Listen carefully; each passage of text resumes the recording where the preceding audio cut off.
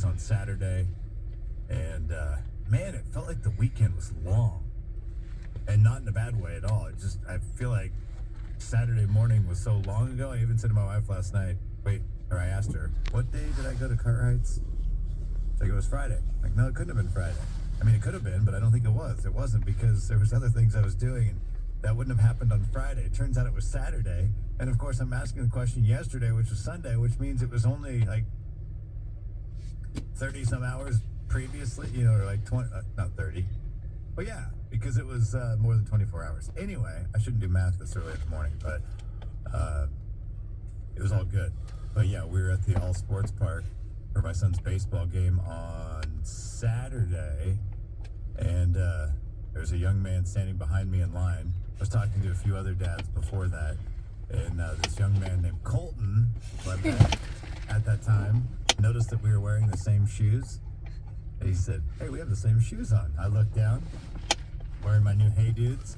He's wearing his new Hey Dudes. Exact same Hey Dudes. His were only a little bit smaller.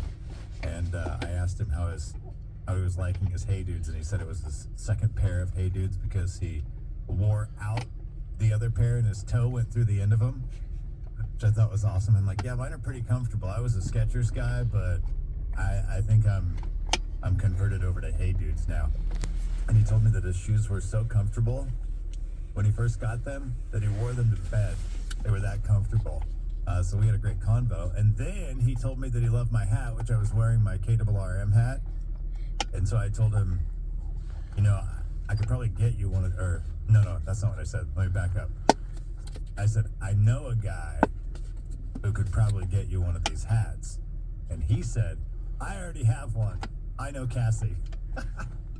Which is great. But he asked me, he's like, who do you know? I said, what do you mean, who do I know?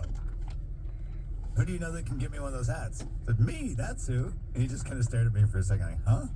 Like, yeah, me. I can get you one of those hats. I have one on my desk at work. What? Yeah, I work there. Oh. And then introduced myself, and the rest is history. Turns out he's a big fan of KRRM and listens to the show.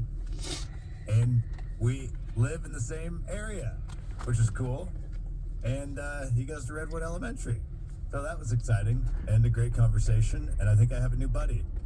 And later he came back up and visited for another minute or two. And my wife said, you know what, you guys should take a picture.